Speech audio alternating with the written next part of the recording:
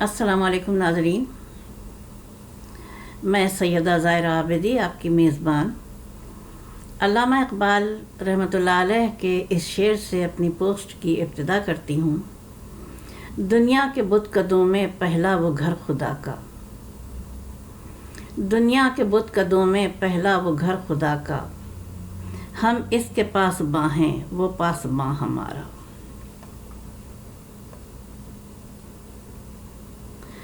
حج بیت اللہ، ہم جو حج بیت اللہ کی تاریخ جانتے ہیں وہ حضرت ابراہیم علیہ السلام سے جانتے ہیں زیادہ تر لوگ، لیکن حج بیت اللہ حضرت آدم علیہ السلام اور بی بی حوا نے سب سے پہلے روئے زمین پر کیا، حضرت جبرائیل امی کی ابتدا میں۔ ہوا یہ کہ جس وقت حضرت آدم علیہ السلام اور بی بی حوا سلام اللہ علیہا کو فرش زمیں پر اتارا پروردگار عالم نے،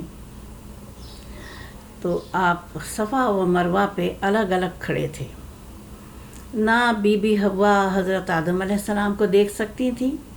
نہ حضرت آدم علیہ السلام بی بی حوا کو دیکھ سکتے تھے، وہ دونوں دلگیر تھے۔ ایسے میں رحمت خداوندی جوش میں آئی اور اللہ تعالیٰ نے حضرت جبرائیل امی کو فرش زمیں پہ بھیجا، اور حضرت جبرائیل امی تشریف لائے حضرت آدم علیہ السلام کے پاس، ان کا ہاتھ تھاما اور بی بی حوا کے پاس لے گئے، اور پھر آپ دونوں حضرات سے کہا کہ پروردگار عالم فرماتا ہے کہ سب سے پہلے حج کے ارکان ادا کر لیجئے۔ اب بتائیے، نہ بیت اللہ تھا، نہ بیت اللہ کی بنیادیں تھیں، کوئی وہ تھا ہی نہیں پتہ نشان۔ پھر حضرت جبرائیل امی دونوں کو اپنے ساتھ لے کر ایک جگہ آئے، اور پروردگار عالم نے جب وہ وہاں ٹھہر گئے تو پھر پروردگار عالم نے بادل کا ایک ٹکڑا مخصوص پیمائش کا، جو پیمائش بیت اللہ کی ہے اس وقت سے لے کر اس پیمائش کا بادل کا ٹکڑا آسمان سے بھیجا۔ وہ بادل آ کے آپ تینوں ہستیوں کے سامنے مستقیم ہو گیا، اور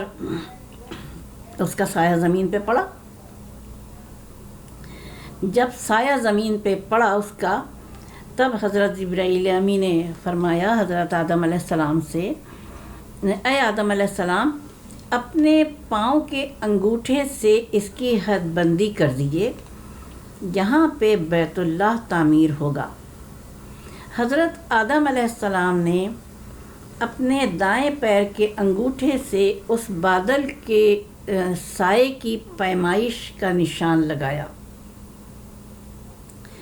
جب وہ پیمائش کا نشان پورا ہو گیا، تب حضرت جبرائیل امی نے آپ کا ہاتھ تھاما اور حج بیت اللہ کی اس لائن کے اطراف طواف کروائے، چاروں طرف جو طواف کے ہوتے ہیں رکن، اور تمام ارکان جتنے بھی ہوتے ہیں وہ سب پورے کروائے۔ جب حج کے ارکان پورے ہو گئے، اس کے بعد حضرت جبرائیل امی نے حضرت آدم علیہ السلام اور بی بی حوا سے فرمایا کہ پروردگار عالم فرماتا ہے کہ آپ دونوں اب اس طرح سے پاک و پاکیزہ ہو گئے جیسا کہ ایک بچہ ماں کے پیٹ سے جنم لیتے ہوئے پیدا ہوتا ہے۔ اب دیکھیے کہ اس کے بعد پھر حضرت جبرائیل امی نے فرمایا کہ آپ کو سرادیپ چلے جانا ہے۔ اب آتی ہوں میں حج بیت اللہ کی طرف۔ یہ ہجرت کا الگ باب ہے کہ ارکان حج ادا کرنے کے بعد انسان اس طرح سے پاک و پاکیزہ ہو جاتا ہے جیسا کہ ماں کے پیٹ سے جنم لیتے وقت پیدا ہوتا ہے۔ انسان کتنے گناہ کرتا ہے اپنی زندگی میں، کتنا پشیمان ہوتا ہے،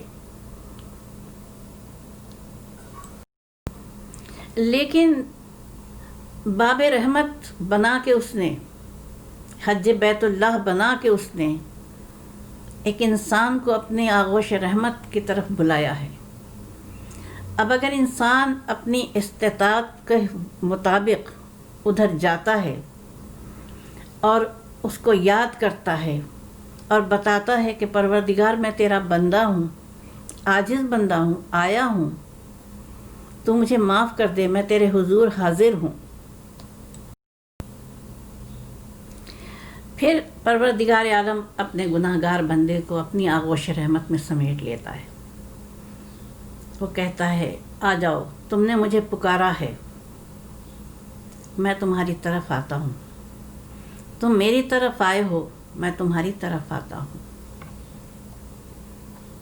اس سے آگے جب ہم دیکھتے ہیں حضرت آدم علیہ السلام کے حج کے بعد جو تاریخ بتاتی ہے وہ تعمیر کعبہ کے لیے حضرت ابراہیم علیہ السلام کی تاریخ ہے، جب آپ نے حضرت اسماعیل علیہ السلام کے ساتھ مل کر خدا کا گھر تعمیر کیا اور لوگوں کو بلایا کہ آؤ اب اس حج کی زیارت کے لیے آؤ، یہاں پہ خدا کے حضور اپنی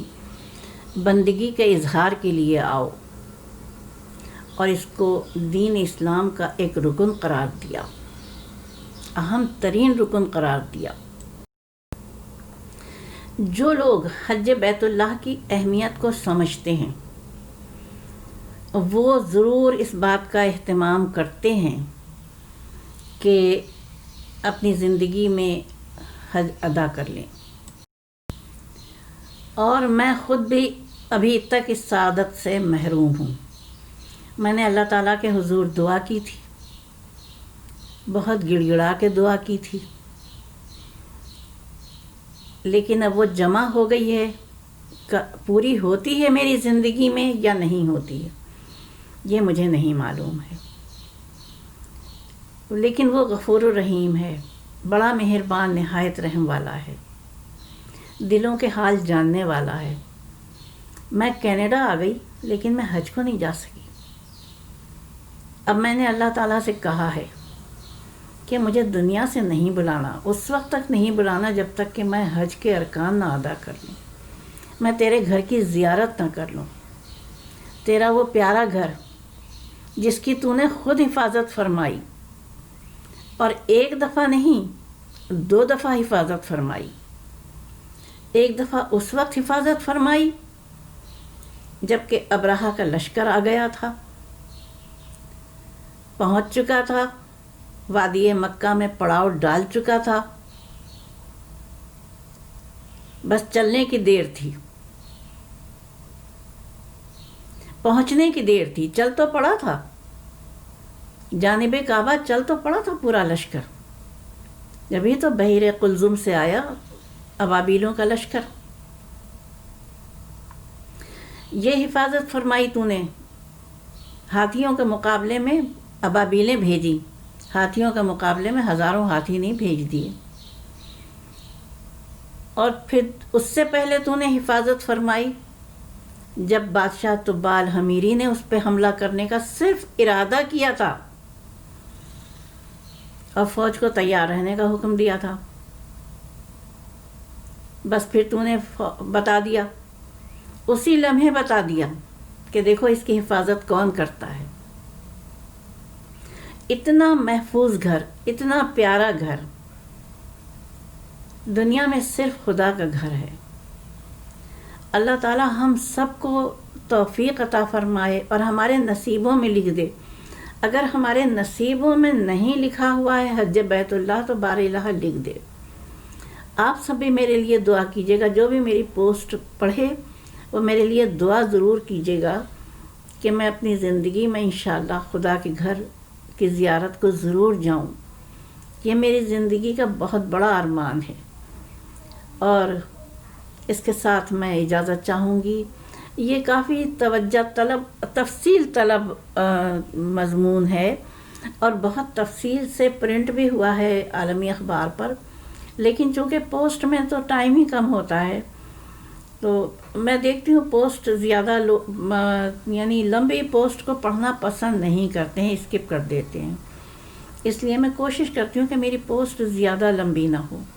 اللہ تعالیٰ آپ سب کو توفیق عطا فرمائے کہ آپ سب بھی حج کو جائیں انشاءاللہ تعالیٰ.